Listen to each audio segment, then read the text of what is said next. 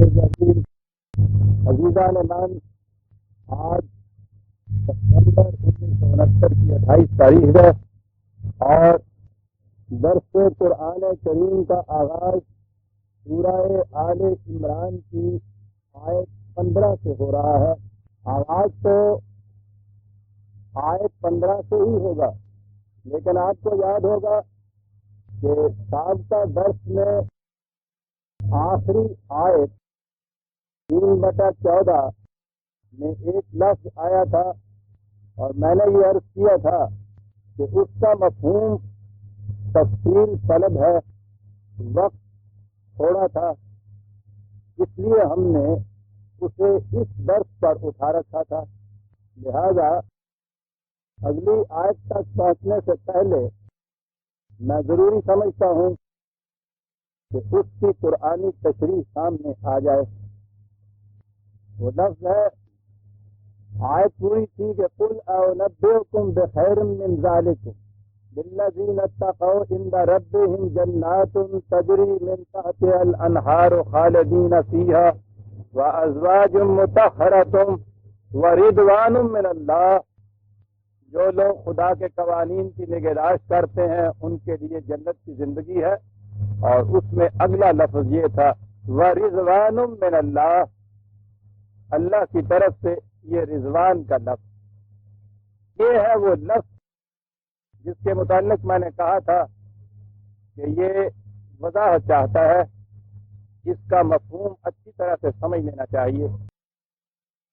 یہ لفظ نہیں، قرآن کی اصطلاحات میں سے سمجھیے کہ ایک اصطلاح ہے اور بڑی اہم اصطلاح، یہی ہے مادہ رے زواد اور یہ کا، جہاں سے وہ ایک ٹرم ہمارے ہاں رضی اللہ تعالیٰ عنہ، یہ قرآن کریم میں ہے، رضی اللہ عنہ و رضو عنہ، عام ترجمہ اس کا اللہ ان سے راضی ہو گیا، وہ اللہ سے راضی ہو گئے۔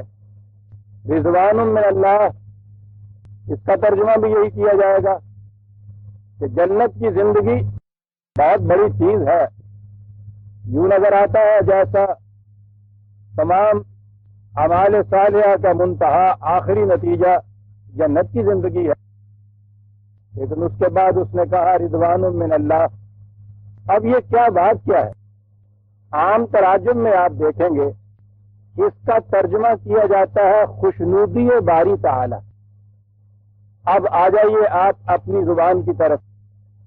میں نے گزارش کیا تھا اور کئی مرتبہ اس کو دہرا چکا ہوں کہ قرآن کریم کے سمجھنے میں بڑی دشواری یہ بھی یاد ہوتی ہے کہ الفاظ اور اصطلاحات تو ہوتی ہیں قرآن کی، اور اس کا مفہوم ان لفظوں سے لیتے ہیں جو ہمارے ہاں اردو میں رائج ہوتے ہیں، بلکہ بعض اوقات پنجابی میں رائج ہوتے ہیں۔ راضی کر لینا ہمارے یہاں کا روزمرہ کا استعمال ہے، وہ مجھ سے راضی ہو گیا۔ رضامندی، خدا کو راضی کر لو، اسے راضی کر لو جا کر۔ خوشنودی، اس کے برعکس خفگی، ناراضگی۔ رضامندی، ناراضگی۔ اب ذہن میں جو یہ تصور آیا اس مادے کا، اس لفظ کا، رضامندی خداوند، خوشنودی باری تعالی، اور پھر عام طور پہ اپنے مولا کو راضی کر لو۔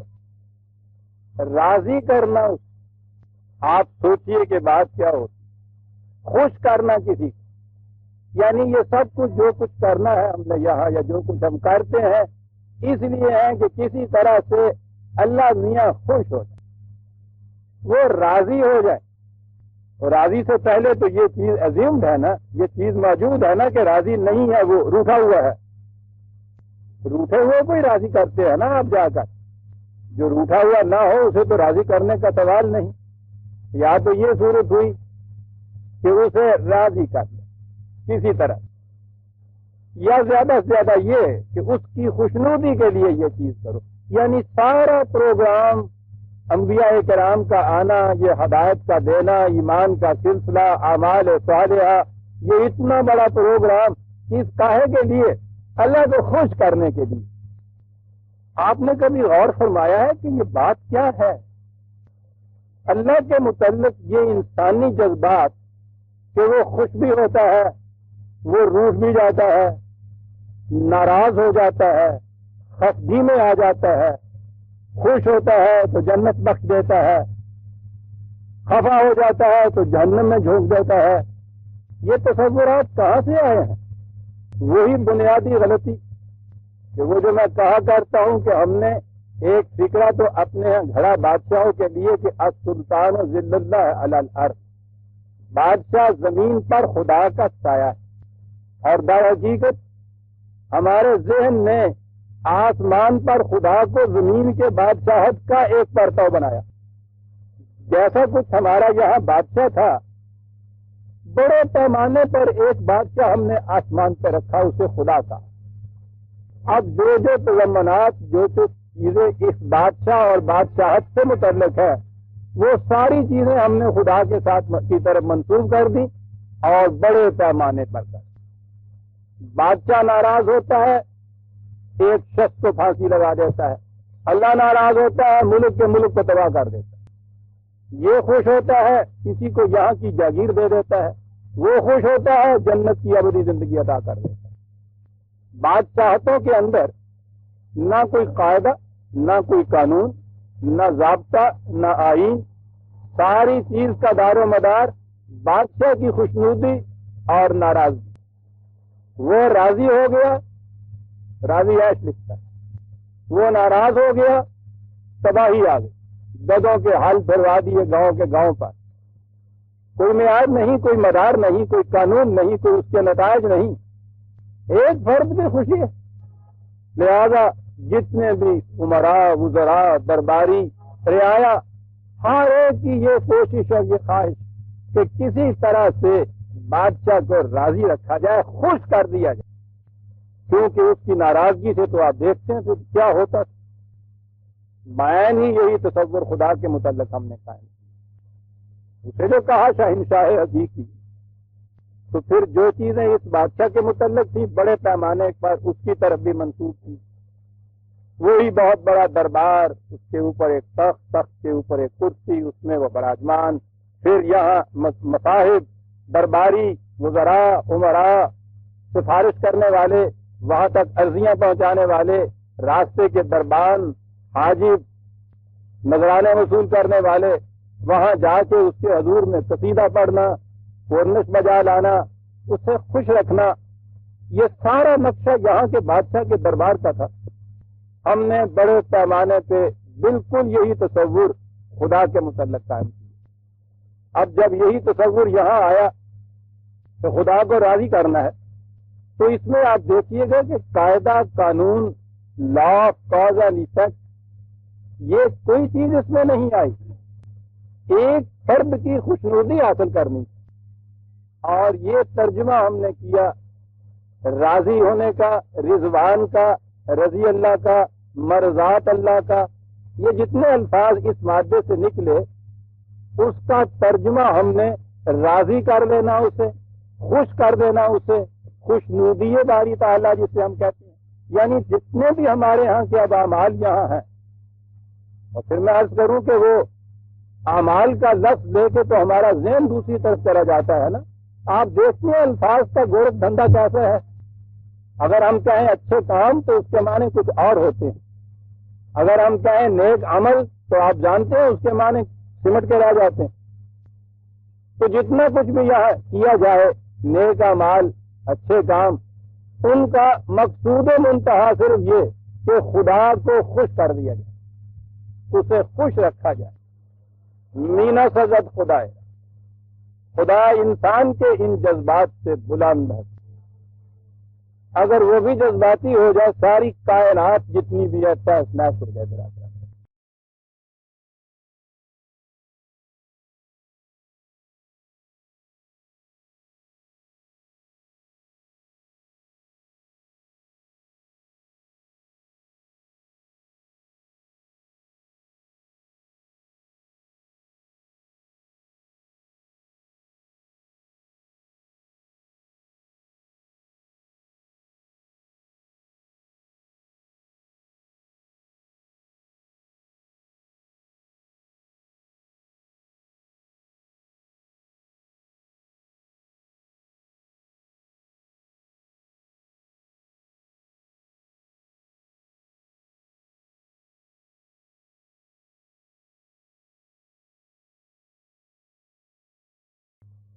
اتنی عظیم قوتوں کا مالک، اور اس کے بعد اس نے اس تمام کارگاہ کائنات کو چلانے کے لیے اٹل قوانین بنا دیے، اور ان قوانین کے متعلق کہہ دیا کہ ان میں کبھی تبدیلی نہیں ہو سکتی۔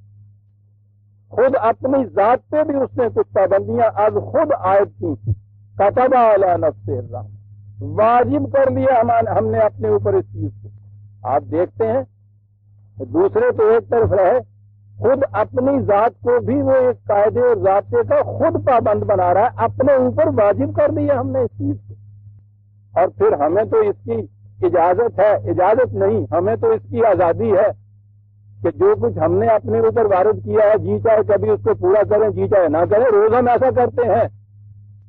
معاف رکھیے گا، یہ لفظ جسے کہتے ہیں انورٹڈ کاموں میں لوں گا، اس کی مجبوری کا یہ عالم ہے کہ جو اس نے اپنے اوپر وارد کیا ہے کبھی اس کی خلاف ورزی نہیں کر۔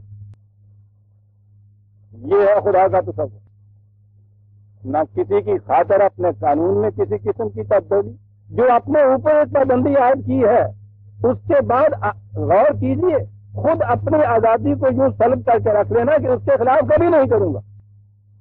خدا ہونے کا حق اسی کو حاصل ہے کہ اتنے وسیع اختیارات کے باوجود اتنی بڑی پابندی اپنے اوپر عائد کرے، اور خدا کی صفات کا مظہر بھی وہی ہو سکتا ہے عزیزان ایمان کہ جتنی زیادہ اس کے اختیارات بڑھتے چلے جائیں اتنی زیادہ پابندیاں اپنے اوپر عائد کرتا چلا جائے، اور اس انداز سے کہ کبھی اس کی خلاف ورزی نہ کرے۔ یہ ہوگا وہ صاحب اختیار اس زمین پر خدا کا سایہ، نہ یہ کہ وہ شادی والا خدا کہ کبھی ان کو سلام کیجئے پھانسی پہ لٹکا دیں، گالی دیجئے گاؤں بخش دیں۔ ارے کیوں؟ خوشنودی ہے صاحب سلطان، مزاج شاہ ہوا کرتا ہے۔ خدا کا تصور عزیزان ایمان ہم نے یہ کام کرا۔ قرآن کریم اس تصور کو ختم کر دے۔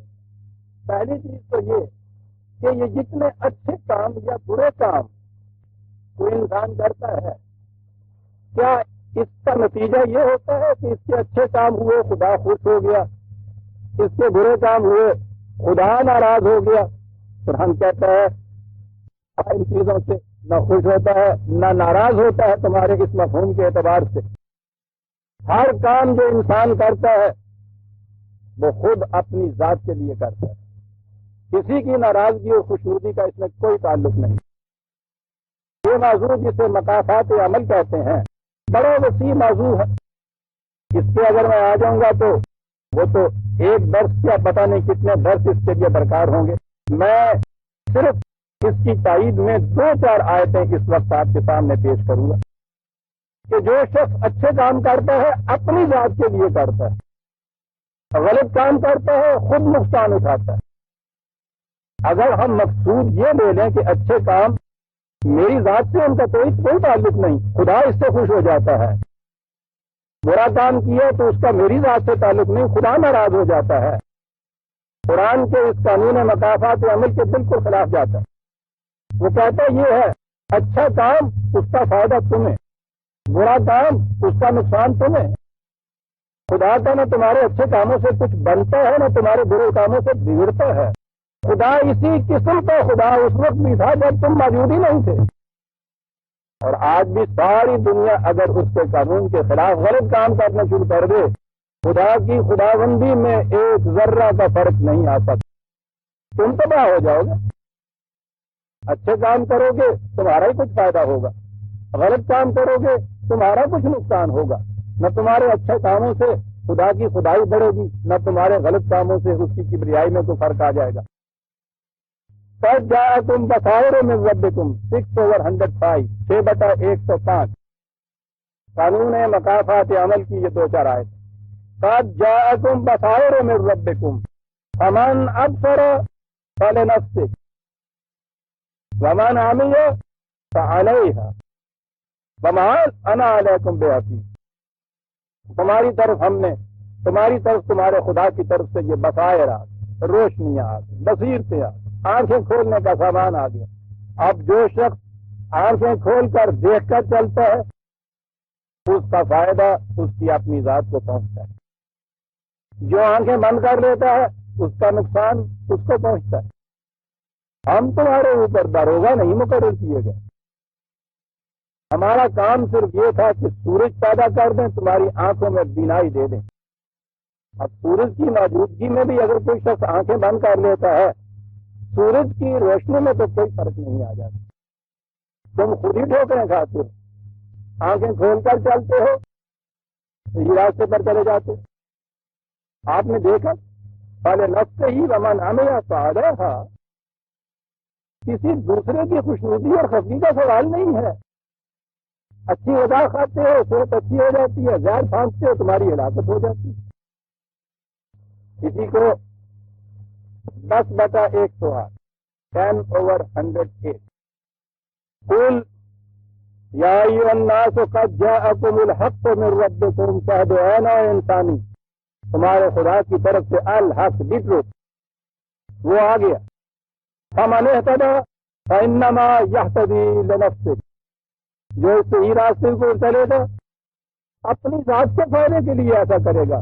ومن ضل فانما یضل علیہا، اور جو یہ صحیح راستہ چھوڑ کے غلط راستے پہ چلے گا وہ خود گمراہی میں جا چلے پہنچ جائے گا. غلط راستے پہ چلنے سے منزل مقصود پہ نہیں پہنچ سکے گا. تمہارے لیے ہے یہ چیز. جو آپ دیکھتے ہیں کہ ہر عمل کا نتیجہ انسان کی اپنی ذات پر مرتب ہو رہا ہے. کسی دوسرے کی خفگی اور خوشنودگی کا اس میں کوئی واسطہ نہیں ہے، کوئی تعلق نہیں ہے. یہ تو ایک قانون ہے، قانون کی پابندی کا سوال ہے، اس سے سرکشی کا سوال ہے، اس کے اٹل نتائج کا سوال ہے. ایک اور آئے 17/7 17/7 ان احسنتم احسنتم لانفسکم، عمل حسنات کرو گے، حسنہ کرو گے، جسے حسنات کہتے ہیں. اسے کہتے ہیں حسن بڑھانے والے اعمال. یہ کرو گے تمہاری اپنی زندگی حسین ہو جائے گی. وَإِنْ أَسَأْتُمْ فَلَهَا، ناہمواریاں پیدا کرنے والے کام کرو گے تمہاری اپنی زندگی ناہموار ہو جائے گی. آپ دیکھ رہے ہیں کہ کس طرح قرآن کریم نے اس سے واضح کر دیا کہ تمہارے ہر عمل کا نتیجہ تمہاری اپنی ذات پر مترتب ہوتا ہے. اس میں خدا کے خوش ہو جانے یا ناراض ہو جانے کا کوئی سوال نہیں.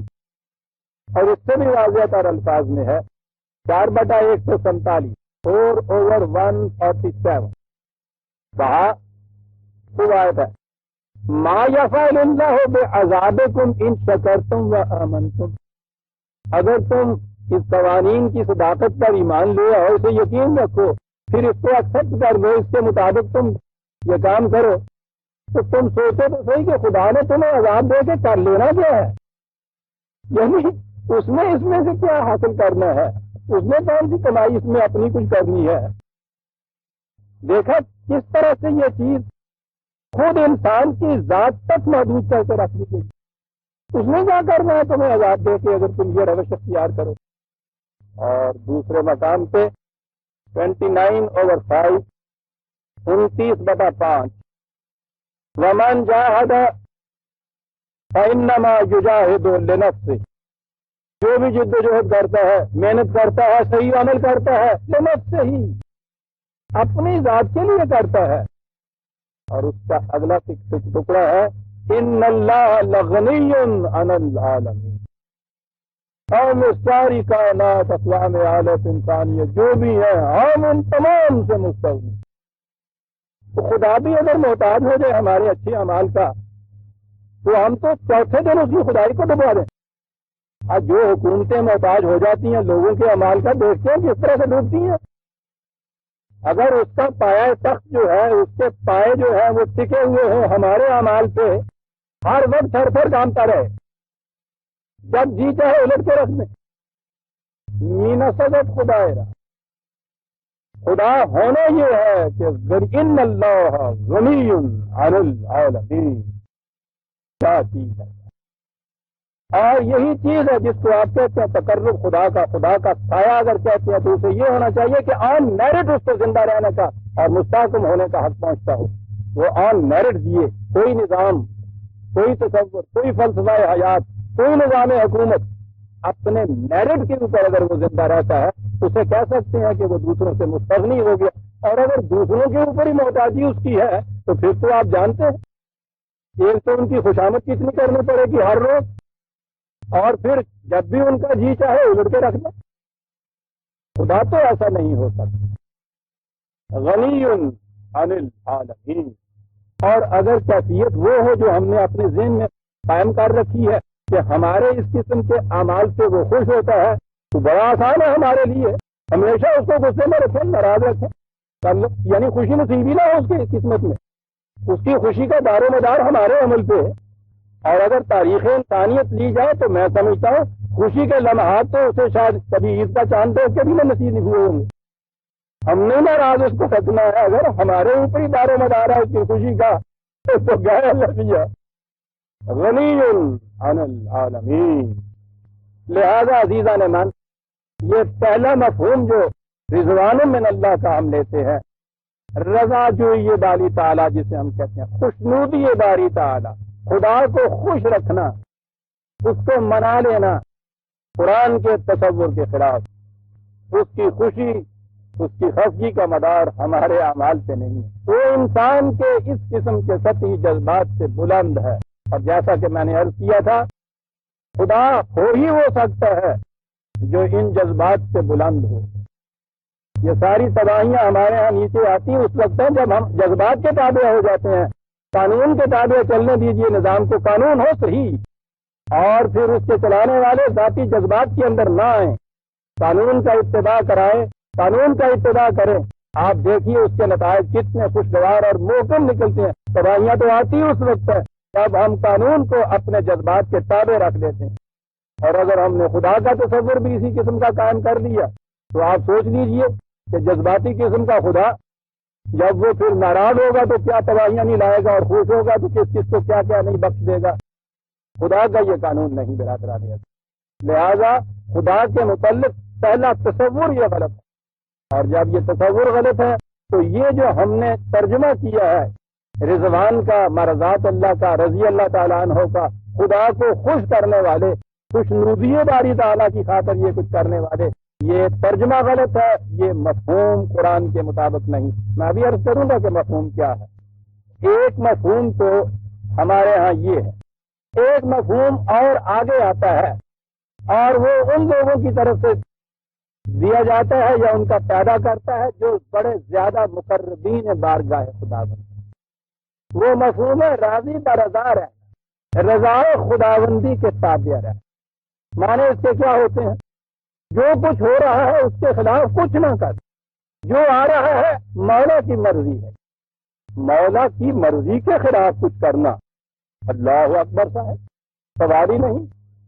یہ جو تصور ہے آپ دیکھ رہے ہیں کہ جو ہو رہا ہے عالم انسانیت کے اندر، جو مصیبتیں آتی ہیں تمہارے اوپر، جو تکلیفیں آتی ہیں تمہارے اوپر، یہ مولا کی مرضی ہے، اور انسان کا کام یہ ہے کہ وہ راضی برضا رہے، سب کام اپنے کرنے تقدیر کے حوالے نزدیک عارفوں کے تدبیر ہے تو یہ ہے، تدبیر ملازہ فرمایا، لیکن بات عارفوں کی ہو رہی ہے نا، یہ آپ نے غور فرمایا۔ اور انتہا یہ ہوتی ہے ان کے ہاں کی، جیسا میں نے عرض کیا ہے، راضی برضا رہنے کی، اور جسے حالانکہ اتنا بڑا آزادی کا متمنی وہ شخص تھا، زندگی اس کی بڑی آزاد ہے، آزادی کے اور حریت کے تصورات میں گزری حسرت معانی، لیکن یہ معاملے تو اور ہی ہیں عارفوں کی بات۔ وہ بھی جب معرفت کے کوچے میں آتا ہے تو وہ یہ کہتا ہے کہ مرضی یار کے خلاف نہ ہو، لوگ میرے لیے دعا نہ کریں۔ یعنی اگر اس نے مصیبت مجھ پہ ڈالی ہے تو یہ تو یار کی مرضی ہے، اب اگر تم دعا کرتے ہو میرے لیے کہ یا اللہ اس سے مصیبت ٹال دے، اسی سے ہی کہنے تو یہ اس کی مرضی کے خلاف ہو جائے گا۔ یعنی خود اس مصیبت کے ازالے یا مدافعت کے لیے کچھ کرنا تو ایک طرف رہا، دوستوں کو بھی منع کیا جا رہا ہے کہ تم نے بھی میرے لیے دعا نہ کرنا بھائی، یہ مرضی یار کے خلاف نہ ہو۔ یہ اس قرآن کے ماننے والے ہیں جس نے کہا ہے کہ جو مصیبت بھی تم پہ آتی ہے تمہارے اپنے ہاتھوں کی لائی ہوئی آتی ہے، تمہارے اپنے ہاتھوں کی لائی ہوئی ہوتی ہے۔ آپ نے غور فرمایا کہ اس مرضی یار کے اس تصور نے اس قوم کو کہاں پہنچا دی؟ جو آفت جو مصیبت اس کے اوپر آئی خدا کی طرف سے بھیجی ہوئی ہے، اب اس کے ازالے یا مدافعت کے لیے کچھ کرنا تو ایک طرف رہا، دل میں اس کے خلاف کوئی گرانی محسوس ہو جانا مرضی یار کے خلاف ہو جائے گا، یہ دوسرا تصور بھی عزیزان من غلط۔ اور اگر ہم یہ ڈھونڈیں اسباب زوال امت تو اس میں یہ چیزیں سر فہرست نظر آئیں گی آپ کو۔ یہ جبر کے عقیدے کہ جو کچھ ہوتا ہے خدا کی مرضی سے یہاں ہوتا ہے، انسان کا اس میں کوئی اختیار و اقتدار نہیں ہے، قرآن کی بنیادی تعلیم کے خلاف۔ قرآن اسے کہتا ہے، مشرکین سے جب یہ کہا جائے کہ تم شرک کیوں کرتے ہو تو وہ اس کے جواب میں کہتے ہیں کہ ہم کون اس کے شرک کرنے والے، خدا کی مرضی اگر ایسی نہ ہو تو کوئی شرک ہی نہیں کر سکتا۔ قرآن مشرکین کا قول یہ درج کرتا ہے، اور ہمارے ہاں سب سے بڑے مقربین جو معرفت کے کوچے کے جاننے والے ہیں وہ یہ کہتے ہیں کہ حقیقی اسلام اور حقیقی معرفت یہ ہے کہ کہو یہ کہ یہ سب کچھ اس کی مرضی سے ہو رہا ہے، اس کی مرضی کے خلاف کچھ نہیں ہو سکتا۔ چلیے، نہ اسلام نہ کفر نہ نیکی نہ برائی کوئی چیز نہیں، اور اس کے بعد پھر یہ بھی کہ جہنم بھی رکھا ہوا ہے اس نے، اس کی مرضی کے خلاف کوئی شخص کوئی برائی کا کام بھی نہیں کر سکتا، یہ سب کچھ اس کی مرضی کے مطابق ہو رہا ہے۔ اب اگر اس کی مرضی کے مطابق یہ سارا کچھ ہو رہا ہے پھر جہنم میں بھی جھونکے چلے جا رہے ہیں۔ قرآن کے بنیادی تصور کے خلاف عزیزان من بہت بڑی سازش تھی، یاد رکھیے اسلام کے خلاف یہ کہ اس ہمتن مجسم عمل قوم کو یہاں پہنچا دیا کہ اگر کوئی مصیبت اور آفت آ رہی ہے، ظالم ظلم کر رہا ہے، مستبد قوتیں تباہ کر رہی ہیں، غصب ہو رہا ہے، سلب و نہر ہو رہا ہے، ایکسپلائٹیشن ہو رہی ہے، کسی کے خلاف ہاتھ تک نہ اٹھاؤ اس لیے کہ مرضی یار کے خلاف ہو جائے۔ پھر یہ جو قرآن ظالم اور مجرم اور ان تمام کے متعلق آدھا قرآن بھرا پڑا ہے، ان کی سزائیں، ان کے مقافات، ان کے لیے قیامت میں جا کے بھی یہ تمام قسم کے جہنم، یہ پھر کیوں ہے اگر یہ سارا کچھ مرضی یار کے مطابق ہو رہا ہے؟ ظالم بھی تو ظلم مرضی یار کے مطابق کر رہا ہے۔ یہ سب اس لیے کہ یہ جس قدر مستبد قلب و نہض کرنے والی ایکسپلائٹ کرنے والے گروہ تھے، انہوں نے یہ مذہب بنا کے آپ کے دل میں یہ ڈال دیا کہ یہ سب کچھ خدا کی طرف سے ہوتا ہے، یہ دولت، یہ حشمت، یہ قوت، یہ طاقت، یہ اختیارات سب اسی کو دیے ہوئے ہیں ساتھ۔ یہ جتنا بھی تم سے ظلم جو ہوتا ہے اس سے مصیبت آتی ہے نا، یہ ساری مصیبتیں، یہ ساری تکلیفیں، یہ ساری خدا کے منشا کے مطابق ہوتی ہیں۔ راضی برضا، راضی برضائے خداوندی نہیں، یہ ظالمین کی مرضی کے مطابق چلو، یہ تھا اس کی تحت کے اندر جو کچھ کیا گیا۔ یہ دوسرا مفہوم لیا گیا رضوان من اللہ، پہلا وہ مفہوم خوشنودی باری تعالیٰ سے، خدا کو انسانی جذبات کی سطح کے اوپر لے آئے۔ دوسرا مفہوم راضی برضائے خداوندی، جبر کا پورا عقیدہ، کسی ظلم اور استبداد کے خلاف ہاتھ تک نہ اٹھاؤ، یہ بھی نہیں عزیزان من۔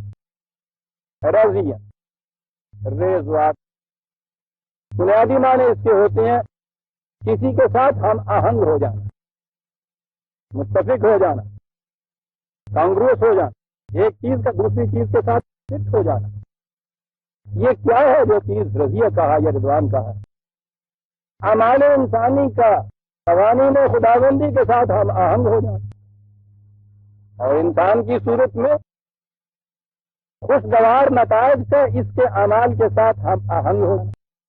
جس قسم کے نتیجے کے لیے وہ کام کیا گیا ہے، اگر وہی نتیجے یہاں آ کے مرتب نہ ہو تو راستے میں کوئی چیز ایسی ہو گئی، کوئی غلطی ہو گئی، کہیں کوئی صاحب ہو گیا، کوئی خطا ہو گئی کہ وہ نتیجہ مرتب نہیں ہوا، نتیجہ عمل سے ہم آہنگ نہیں ہوا۔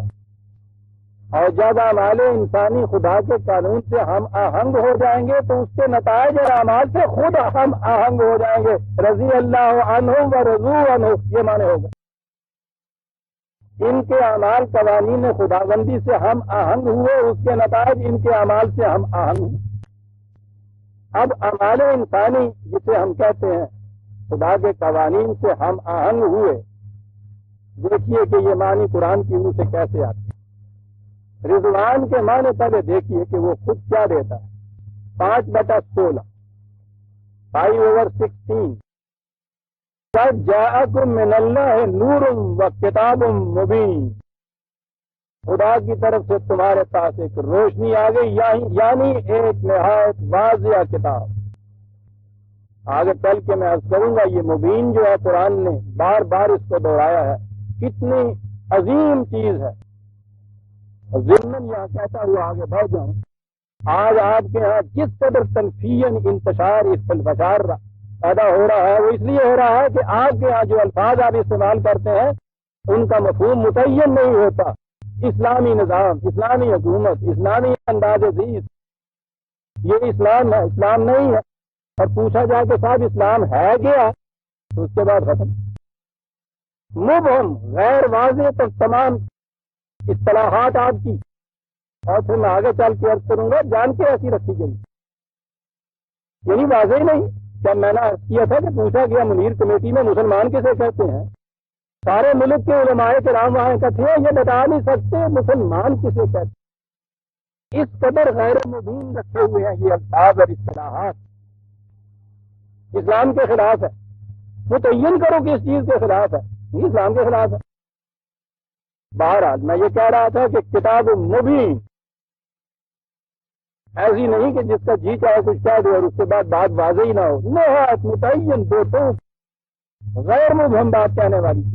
کتاب مبین کہنا یہ رہا تھا جاءکم من اللہ نور و کتاب مبین یہدی بہ اللہ، اللہ صحیح راستے کی طرف رہنمائی کرتا ہے اس کے ذریعے سے، بہ اللہ۔ دیکھا آپ نے رہنمائی کیسے ملتی ہے؟ یہدی بہ اللہ من اتبع رضوانہ سبل السلام، جو بھی اس کے رضوان کا اتباع چاہتا ہے، میں نے وہی لفظ استعمال کر دیا، اسے وہ سلامتی کے راستوں کی طرف رہنمائی کر دیتا ہے قرآن کے ذریعے سے۔ اب معلوم ہو گیا کہ یہ جسے رضوان کہا گیا ہے، رضوان خداوندی کیا ہے؟ اس کی کتاب کا اتباع کرنا تاکہ وہ سبل السلام کی طرف لے جائے، وَيُخْرِجُهُم مِّنَ الظُّلُمَاتِ إِلَى النُّورِ، اور اس طرح انہیں زندگی کی تاریکیوں سے روشنی کی طرف لے آئے۔ تو اتباع رضوان جو ہے خدا کا، یہ دوسرے معنوں میں اس کی کتاب کا اتباع ہے۔ یہی سے ہمیں معلوم ہو سکتا ہے کہ جسے ہم رضائے خداوندی کہتے ہیں، اگر یہی لفظ ہم نے لینا ہے، یوں کہیے کہ وہ چاہتا کیا ہے، تو جو کچھ وہ چاہتا ہے وہ اس نے اپنی کتاب میں واضح طور پہ بیان کر دیا، کتاب مبین میں۔ لہذا یہ کتاب مبین کا اتباع ہے کہ جو کچھ خدا چاہتا ہے، اب وہ ہم سے کیا چاہتا ہے؟ 81/27-29 81/27 قرآن کے متعلق یہ کہا ان هو الا ذکر للعالمین، یہ تمام نوع انسانی کے لیے ایک واضح کھلا ہوا قانون ہے، نصیحت ہے۔ لمن شاء منکم ان یستقیم، اس کے لیے جو تم میں سے چاہتا ہے کہ وہ زندگی کی متوازن سیدھی راہ کے اوپر چلتا رہے، ان میں سے جو چاہتا ہے کہ وہ زندگی کی سیدھی راہ پہ چلتا رہے، اس کے لیے خدا نے یہ کتاب نازل کر دی، ذکر للعالمین۔ اور اس کے آگے ہے وَمَا تَشَاءُونَ إِلَّا أَن يَشَاءَ اللَّهُ رَبُّ الْعَالَمِينَ، اب تمہیں چاہیے یہ کہ تم وہی چاہو جو خدا چاہتا ہے۔ وہ چاہتا یہ ہے کہ تم اس سیدھے راستے کے اوپر چلتے جاؤ تاکہ منزل مقصود تک پہنچ جاؤ، اور تمہارے لیے یہ ہے کہ تم وہ چاہو جو وہ چاہتا ہے کہ تم سیدھے راستے پہ پہنچ جاؤ، اور وہ ہے اس قرآن کے ذریعے سے جو ذکر للعالمین ہے۔ مقصود 81/27-29 وہ جو مقصود منتہا ہے اسلام کا، دین کا، اس کے مطابق زندگی بسر کرنے کا۔ اقبال تو بڑی خوبصورت اور ارتقاً چیز کو بیان کرتا ہے نا، کنسنٹریٹڈ الفاظ میں۔ وہ کہتا ہے قرآن کرتا کیا ہے؟ آنچ حق می خواہد آ ثابت ترا، جیسا کہ خدا چاہتا ہے کہ تمہاری زندگی بن جائے، جیسے تم بن جاؤ وہ تمہیں ایسا بنا دیتا ہے۔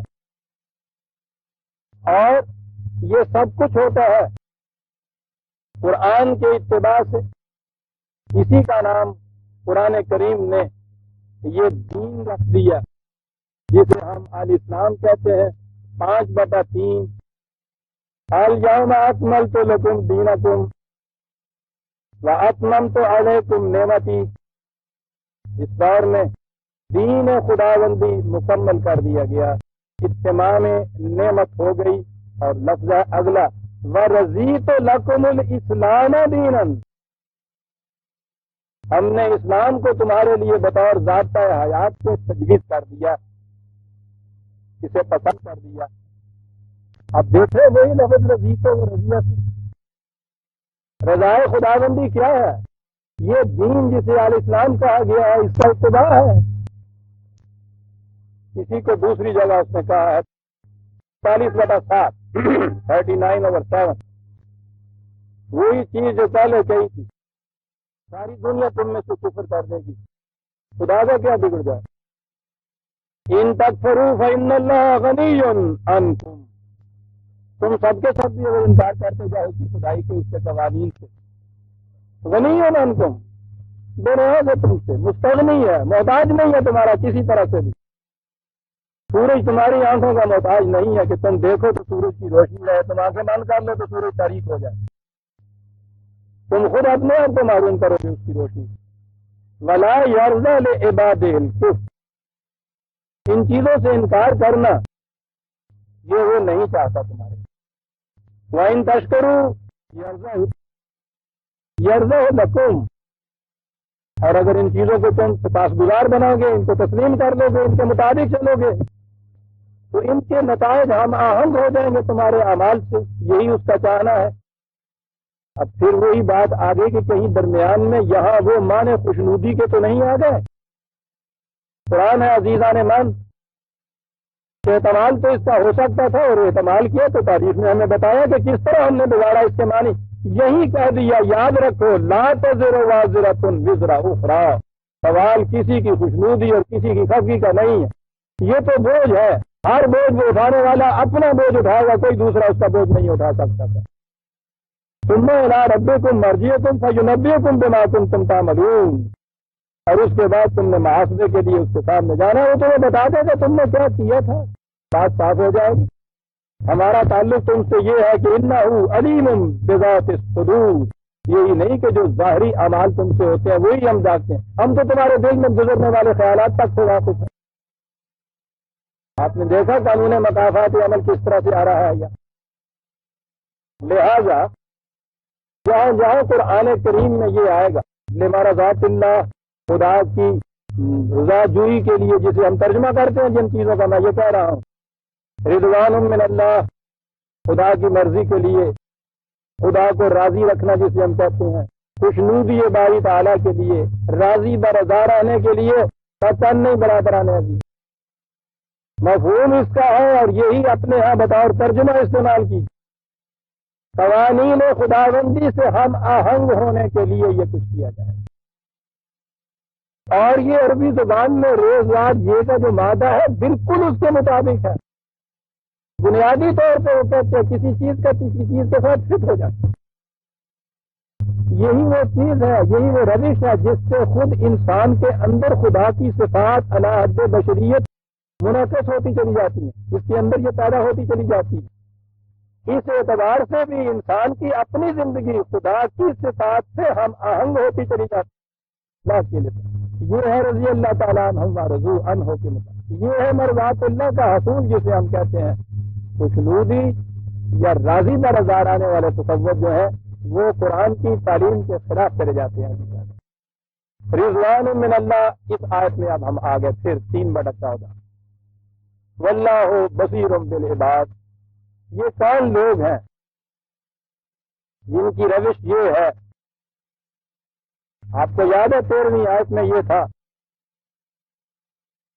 کہ دنیا کی زندگی، اس کی آرائشیں، زیبائشیں، آسائشیں یہ بڑی مزین ہیں، پرکشش ہیں، انہیں مزین بنا دیا گیا ہے، یہ قابل نفرت نہیں ہے، لیکن جب بھی وقت کہیں ایسا آئے کہ ان میں اور خدا کی عطا کردہ کسی مستقل قدر میں تصادم واقع ہو جائے، تو خدا کے بندے وہ ہیں، مومن وہ ہیں جو اس وقت ان چیزوں کو قربان کر دیتے ہیں اس قدر اور ویلیو کو اپ ہولڈ کرنے کے لیے۔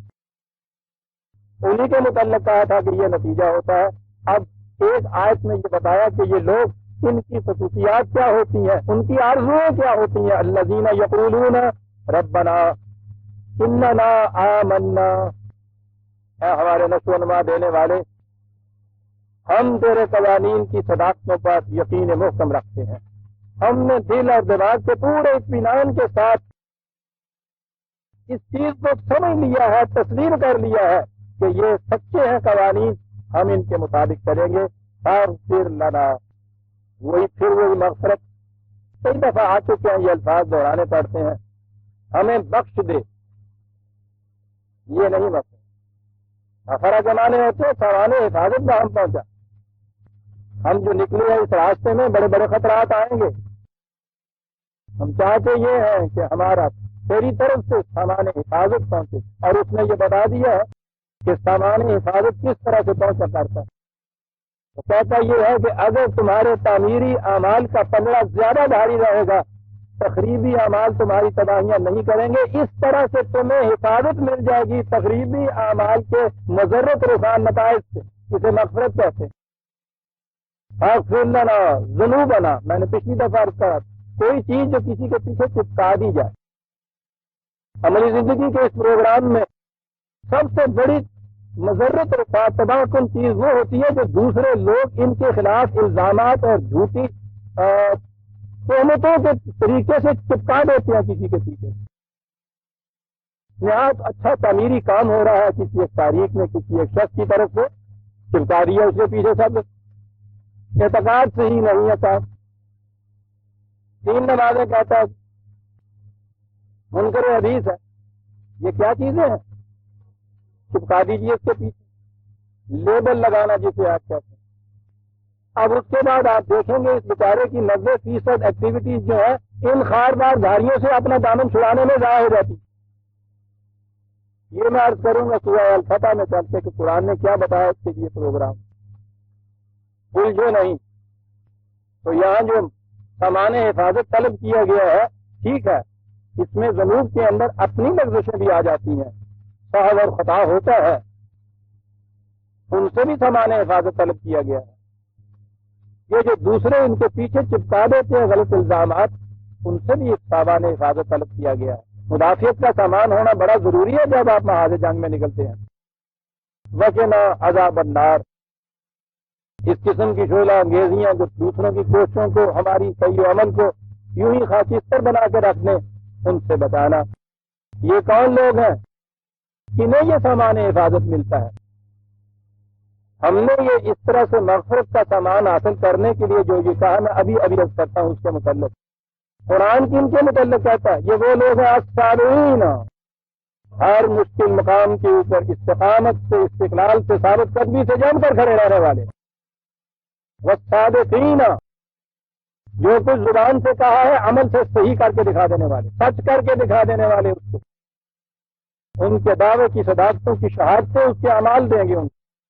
صادقین والقانتین، پہلے بھی یہ لفظ آ چکا ہوا ہے، عجیب لفظ ہے یہ عزیزان مان۔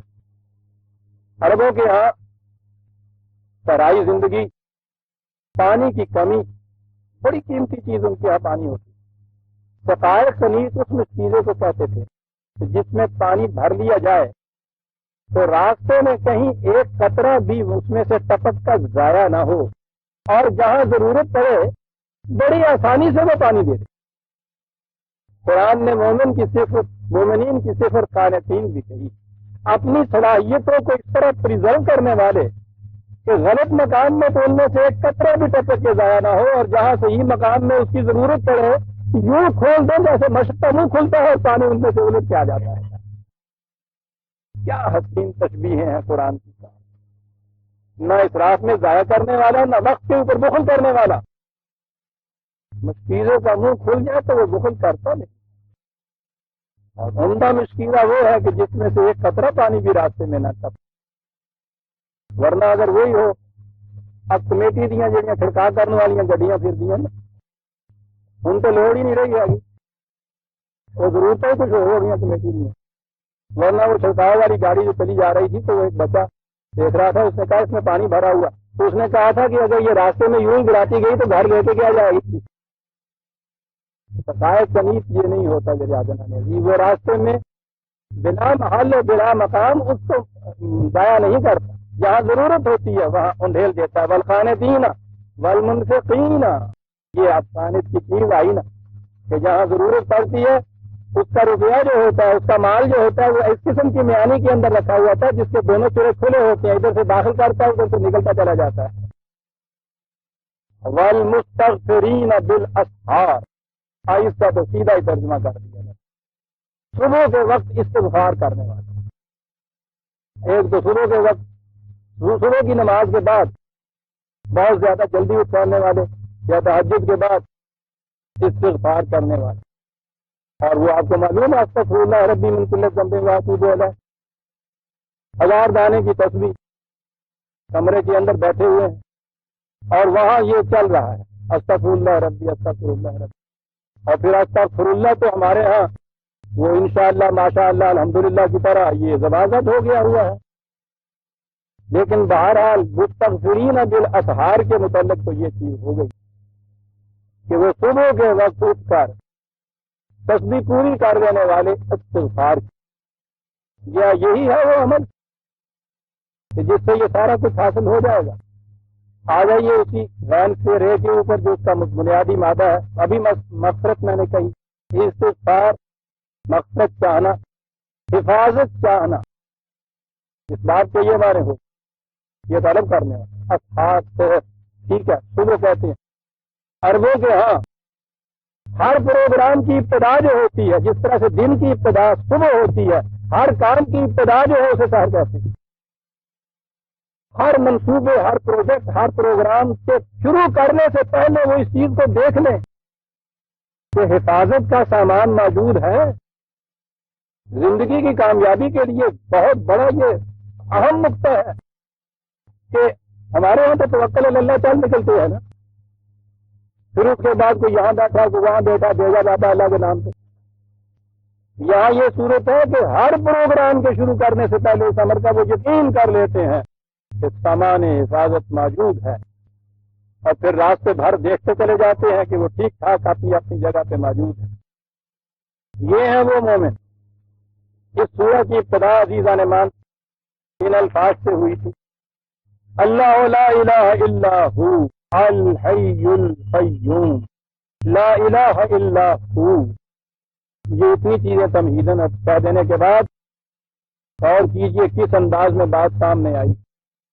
شاہد اللہ انہ لا الہ الا ہو، دعویٰ ہے یہ لا الہ الا ہو۔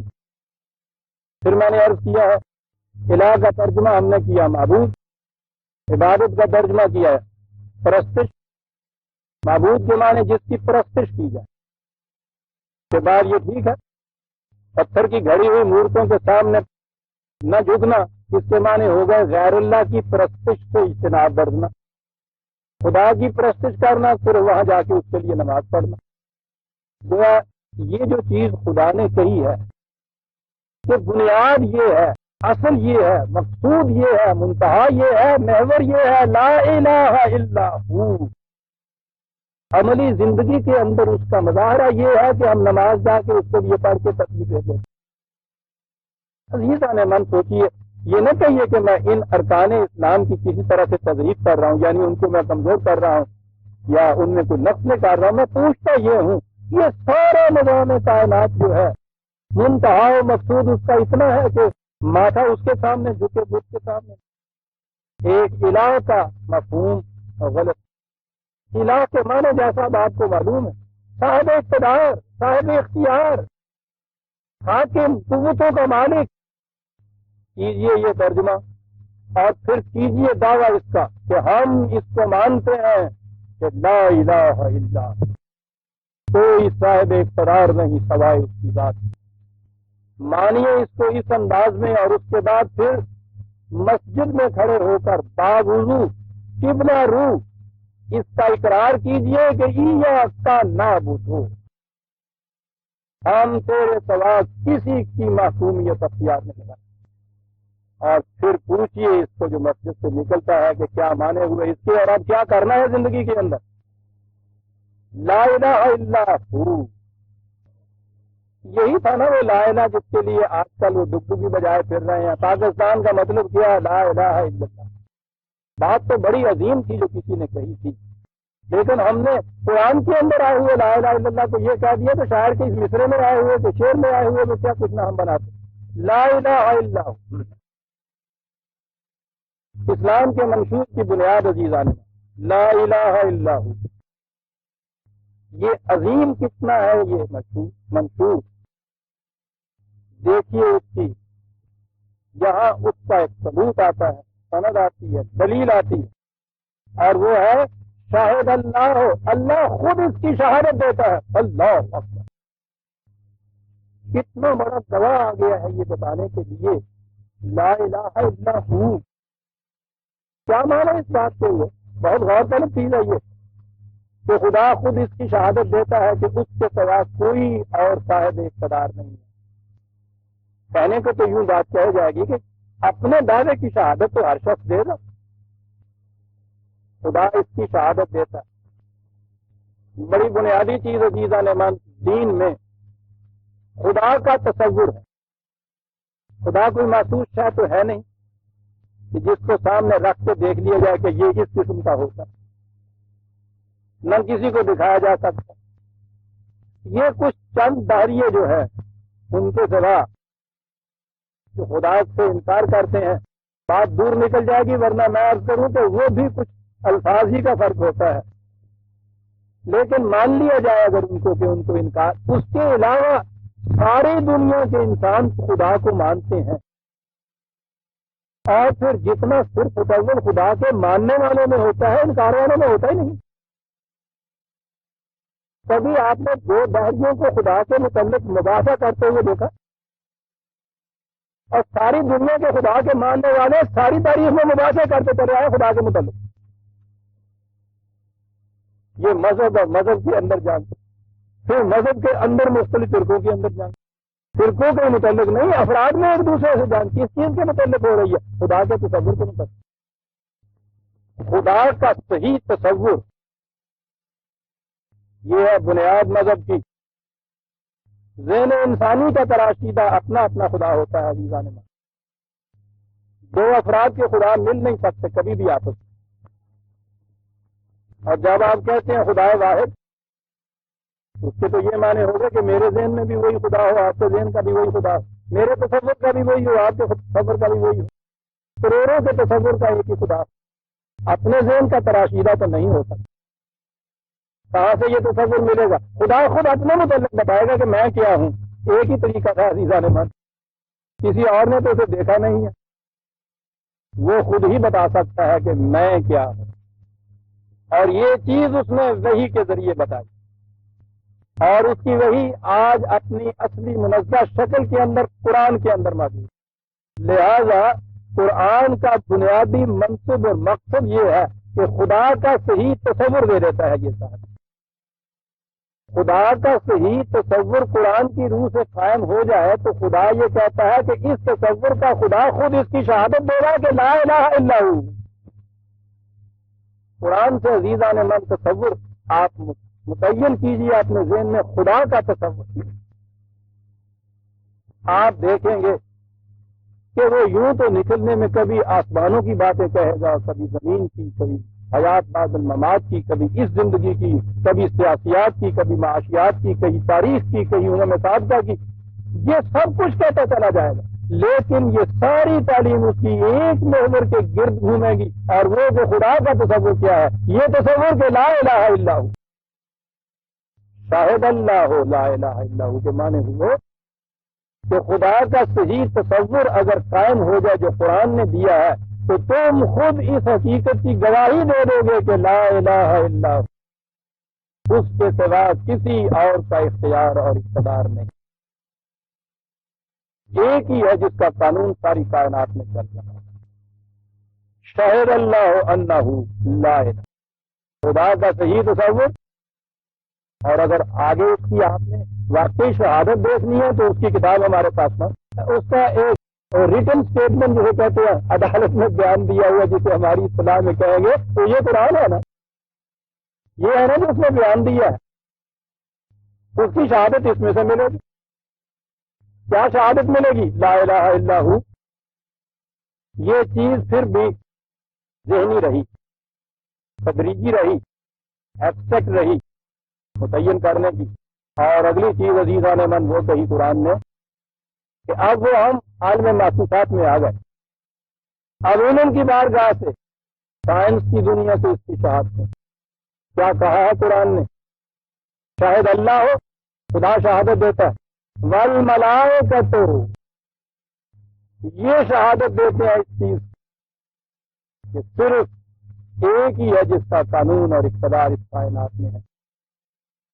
اب یہاں بھی ہم نے ملائکہ کا ترجمہ فرشتے کیا، فرشتے وہی ایک معلوم تصور ہمارے ذہن میں آیا۔ وہ کیسے شہادت دیتے ہیں ہمیں تو اس کا علم نہیں۔ خدا کی شہادت تو چلیے پھر بھی ہم نے کسی طرح سے اس کے قرآن سے متعین کر لی، معلوم کر لیا۔ ملائکہ شہادت دیتے ہیں، ملائکہ کا تو ہمارے ساتھ کبھی کوئی ٹکرا ہی نہیں ہوا، کبھی ملے ہی نہیں ہے، کبھی دیکھا ہی نہیں ہے، کبھی وہ آئے ہی نہیں ہے کہ جی ان کی شہادت کہ جی وہ شہادت خدا کے یہاں دیتے ہیں، خدا کے یہاں شہادت دیتے ہیں، ہم سے کہا جاتا ہے کہ ملائکہ شہادت دیتے ہیں۔ اس کانسیپٹ کو پھر اگر قرآن کی روح سے آپ متعین کر لیں گے ملائکہ کے تصور کے بعد صاف ہو جائے۔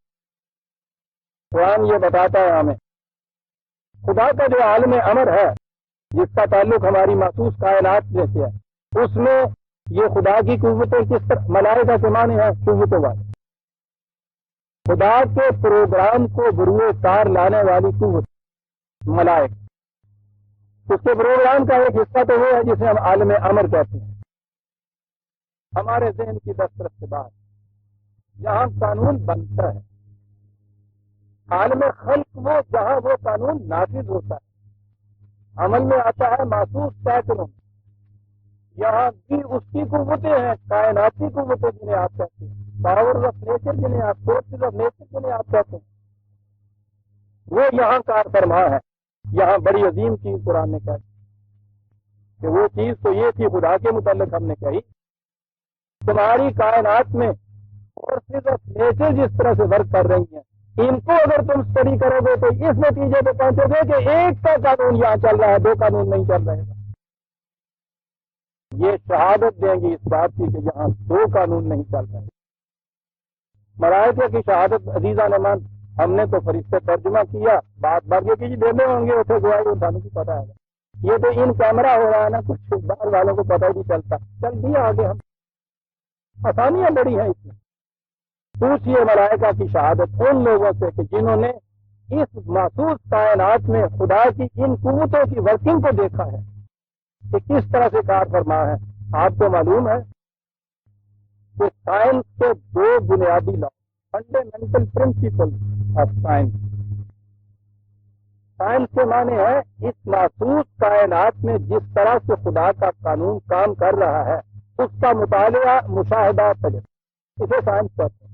اس کی برانچز کوئی بھی ہوں، یہ لوگ جنہوں نے اس کا مطالعہ اور مشاہدہ کیا ہے، ڈسکور کیا ہے کائنات کے اندر جس طرح سرگرم عمل ہے اس کا قانون، انہوں نے دو بنیادی قانون قائم کیے ہیں سائنس کے، انہی کے اوپر ساری عمارتیں اٹھتی ہیں مختلف برانچز آف سائنس کی۔ ایک لا یہ ہے law of cause and effect, کہ یہاں کوئی کام، کوئی نتیجہ الٹپ یوں ہی نہیں وجود میں آ جاتا، جو کچھ نتیجہ مرتب ہوتا ہے پیچھے اس کے اس کا ایک سبب ہوتا ہے، ایک کاز ہوتا ہے، اس کاز کا نتیجہ ایفیکٹ میں آتا ہے۔ یہ ایک فنڈامنٹل لا اس کائنات۔ اور دوسرا لا ہے law of uniformity of nature, fundamental law science کا، وحدت قانون کائنات، یوں کی یہ ترجمہ اس کا۔ اس کا معنی یہ ہے کہ اس کائنات میں گیون اسپیسیفک کنڈیشن، خاص کنڈیشن جو بھی ہیں، ان کو کسی مقام پہ اس کائنات کے اندر اگر آپ لے آئیں وہاں وہ قانون وہی نتیجہ مرتب کرے. اس سے پہلے تو یہ لوگ اسی زمین پہ یہ کچھ کرتے تھے. مثلاً یہ کہ سمندر کی سطح کے اوپر اتنی حرارت سے پانی ابلنے لگ جاتا ہے، ذرا وہ ان کے چلتے چلے جائیں تو وہ اس سے کم حرارت میں ابلنے لگ جاتا ہے.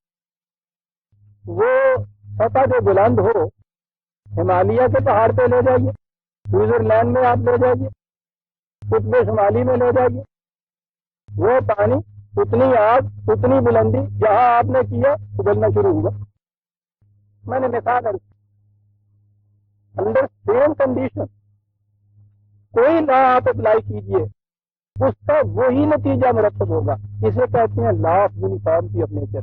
میں نے عرض کیا تھا کہ اس سے پہلے تو یہ اسی زمین پہ کرتے تھے، اب انہوں نے چاند پہ جا کے بھی یہ کیا کہ وہی کنڈیشن جب وہاں پیدا کر دی. تو آپ کو معلوم ہے وہاں سے ٹیلی ویژن یہاں آ رہی تھی، اور کیا چیز اس میں آ رہی تھی، کیا عجیب چیزیں ہیں. یہ تو کبھی تفصیل سے آئیں گے یہ ساری چیزیں تو عزیزان ایمان ایک ایک گوشہ ان کا مطالعہ کے غور کے قابل ہوگا. یہاں یہ نیوز انہوں نے دی کہ وہ جو سفر کر رہے تھے جہاز میں خلا پرواز، انہوں نے کہا کہ ان میں سے ابھی 2 سو رہے ہیں. پھر انہوں نے کہا کہ اب وہ جاگ. ان سے یہاں پوچھا کہ تمہیں یہ اتنے کروڑوں لاکھوں میل کے فاصلے سے یہاں تم نے کیسے معلوم کیا؟ ان کی ڈائری میں یہ تھا کہ اتنے وقت تک وہ سو رہے تھے. انہوں نے کہا سوئے ہوئے آدمی کی دل کی حرکت اور اس کی آواز جاگنے والے آدمی سے ذرا مختلف ہوتی ہے. ہمارے یہاں ان کے دل کی حرکت ریکارڈ ہو رہی تھی، ہم اس سے یہاں یہ بتا رہے تھے کہ اب وہ سو رہے ہیں، اب وہ جاگ رہے ہیں. تو کہنے لگے ہم سے لاکھوں میل دور ہونے کے باوجود بھی ہماری نگاہوں سے پوشیدہ نہیں ہو سکتے چور کہیں کے. تو سو کے بتاؤ ہم تمہیں بتائیں گے تو تم سوئے ہوئے تھے. یہ کیا ہے؟ سوئے ہوئے کہ دل کی دھڑکن ایسی ہوتی ہے. اس سے پیشتر تو یہ زمین پہ سونے والے جو تھے انہی سے انہوں نے ریکارڈ کیا تھا نا. یہ law of uniformity of nature زمین سے لاکھوں میل دور فاصلے کے اوپر، کیونکہ انہوں نے اپنے جہاز کے اندر کنڈیشن وہی رکھی ہوئی تھی جو زمین پہ تھی. وہاں بھی سونے والے اور جاگنے والے کی دل کی دھڑکن جو ہے وہ وہی ہے جو اس زمین کے اوپر دھڑکن ہوتی ہے. کتنی عظیم وہ قوت ہے جو ان قوانین کو اس طرح سے جکڑے ہوئے ہے. کتنی عظیم اس کی قوت ہے، ملائکہ ہے آج جسے قرآن کہتا ہے جو کنٹرول میں رکھے ہوئے ہیں اس چیز کو کہ سونے والے کی حرکت یہ ہونی چاہیے، جاگنے والے کے دل کی حرکت یہ ہونی چاہیے. اور اس نے کہا یہ ہے کہ اگر تم ان فورسز آف نیچر کا مطالعہ کرو بغور تو یہ شہادت دے گی اس چیز کی کہ انہ لا الہ الا ہو، ایک قانون. اسی لیے برادران عزیز قرآن کریم نے علماء کہا ہی ان کو ہے جسے آپ چینی آپ سائنٹسٹ کہتے ہیں. یہ لفظ وہاں استعمال کیا قرآن، لیکن ایک شرط ہے. یہ کچھ شہادت دی خدا نے خود، اس کی کار فرما قوتوں نے اس کی شہادت دی. وَأُولُو الْعِلْمِ صاحبان علم جو ہیں، ارباب علم، وہ اس کی شہادت دیں. اب آ گئی انسانوں کی زندگی. ملائکہ کے متعلق تو انہوں نے کہا، خدا نے کہا کہ وہ اپنی مرضی سے کچھ نہیں کرتا، اس لیے ان کی شہادت کے اندر ان کے اپنے کسی عمل دخل، کوئی کسی اپنے ارادے کا، نیت کا، خیانت کا کوئی دخل نہیں ہو سکتا. انسانوں کی اب آ گئی دنیا. اب اس میں تو صاحب علم کے ساتھ انسان کے جذبات جب شامل ہوتے ہیں تو پھر آپ کو معلوم ہے کہ وہی علم کرتا کیا ہے. یہاں یہ اولو العلم علم کہہ کے چھوڑ نہیں دی بات کہ صاحب علم اس کی شہادت دے گا، نہیں. یہاں آ کے عزیزان ایمان قرآن ہے انسانوں کی دنیا میں آ کے اولی العلم کے بعد کہا اولی العلم قائما بالقسط. وہ ارباب علم جو انصاف پہ قائم ہوں گے وہ اس کی شہادت دیں گے. یہاں مشروط کر دیا ان کو اس صفت کے ساتھ. جو جھک جائے گا کسی طرف، انصاف کا راستہ چھوڑ دے گا، وہ کچھ اور شہادتیں دے گا. وہ جو اس قسم کے اپنے ذاتی قلبی رجحانات کو برانداز نہ ہونے دے گا اس میں، وہ اس کی شہادت دے گا لا الہ الا ہو، شاہد اللہ انہ لا الہ الا ہو والملائکۃ واولی العلم قائما بالقسط، لا الہ الا ہو، پھر دہرایا اس کو، کتنی عظیم چیز ہے لا الہ الا ہو، بڑا صاحب اقتدار، بڑا صاحب اختیار، لیکن کیا اقتدار و اختیار ہلاکو اور چنگیز کا سا معذر اول عزیز، بڑے غلبے کا مالک، یہاں تک تو یہی چیز ذہن میں آ سکتی ہے، غلبہ قوت اتنی بڑی، اتنے بڑے ہلاکو اور چنگیز جو ہیں، عزیز الحکیم، حکمت، غلبہ اور قوت اور اقتدار حکمت کرنا، ہر چیز ریشنلی استعمال کرنے والا، ہر قانون کے پیچھے ایک ریزن، اسی کو حکمت کہا ہے قرآن، کتاب اور حکمت، کتاب اور حکمت، قانون اس کے ساتھ سوائے اور ریشنل اس کا قانون، کیوں یہ چیز کہی گئی ہے، کیوں یہ نتیجہ ایسا مرتب ہوگا، یہاں کہیں دھاندلی نہیں ہے پیار، کوئی چیز یہاں یوں ہی بائی چانس نہیں ہو جاتی، قانون کے تابع ہوتی ہے، دھاندلی سے نہیں ہوتی، لا الہ الا ہو، اس سے تصور آتا تھا کہ صاحب بڑی قوتوں کا مالک، ہر وقت ڈرتے رہنا چاہیے، پتہ نہیں کس وقت کیا کر دے، العزیز ٹھیک ہے اتنی بڑی قوتوں کا مالک، لیکن ڈرنے کی بات نہیں ہے، الحکیم، قوت کا استعمال حکمت کے ساتھ، ریزن کے ساتھ، یہ جو کچھ ہے لا الہ الا ہو اس قسم کا، جس کی شہادت خدا دے، اس کی کتاب دے، فورسز آف نیچر دے، ارباب علم دے، انصاف پہ قائم ہو، وہ اس کی شہادت دے، وہ عزیز اور حکیم خدا، اس قسم کا نظام، اس قسم کا قانون، یہ کیا ہے، ان الدین عند اللہ الاسلام، کہا یہ ہے الاسلام جو دین ہے خدا کا مقرر کرتا ہے، وہ نظام زندگی کہ جس میں لا الہ الا ہو، اس کے سوا کسی اور کا اختیار اور اقتدار نہ ہو۔ ابھی میں عرض کروں گا اس کے اقتدار اور اس کے اختیار کے معنی کیا ہیں، انسانوں کی دنیا کے اندر اس کا استعمال کیسے ہوتا ہے، لیکن یہ بنیاد کے لا الہ الا ہو، ان الدین عند اللہ الاسلام۔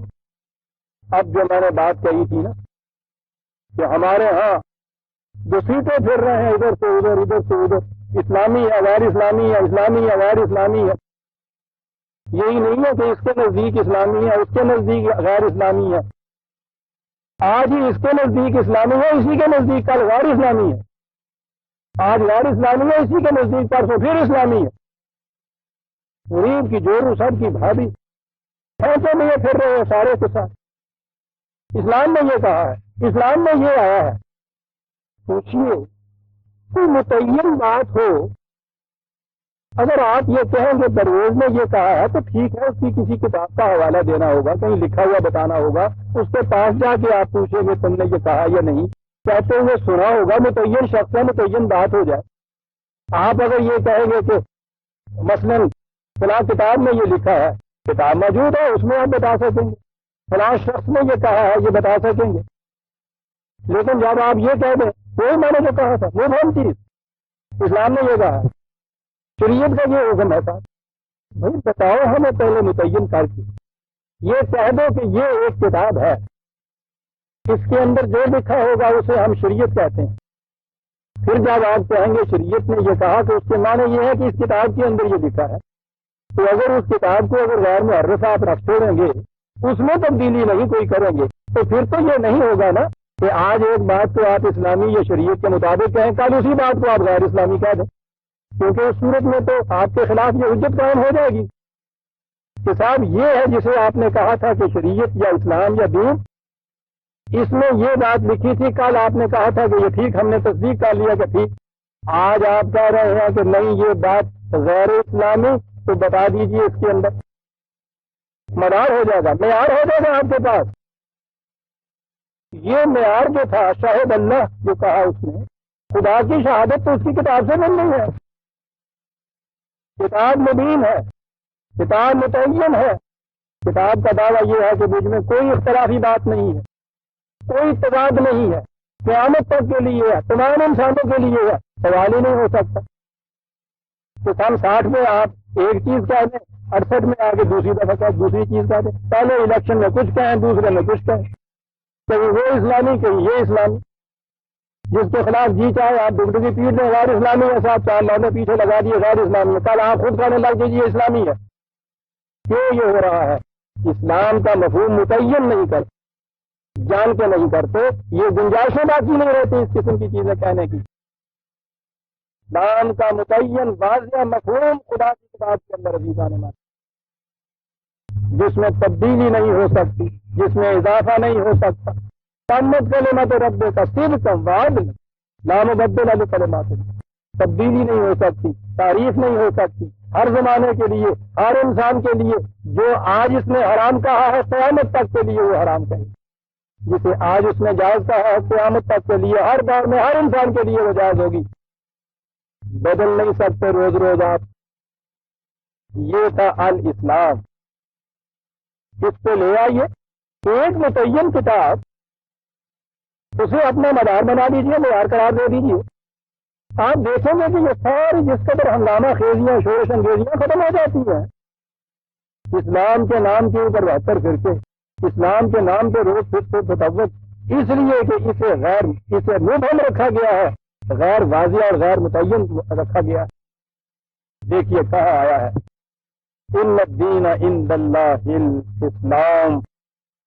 اور پھر وہ آ گئی ہماری حالت وما اختلف الذین اوتوا الکتاب الا من بعد ما جاءتهم العلم بغیا بینہم.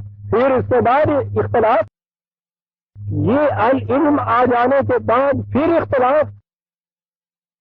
کیوں یہ اختلاف پیدا ہوتے ہیں؟ کیا اس کا علاج ہے؟ آج وقت ہو گیا، اسے ہم آئندہ لے لیں گے. سورہ آل عمران کی 17 سورت ختم کی 18ویں سورت ہمارے سامنے آ جائے برادران عزیز، اسے ہم آئندہ لیں گے اور مضمون یہی آئندہ چلے گا. ربنا تقبل منا انک انت السمیع العلیم.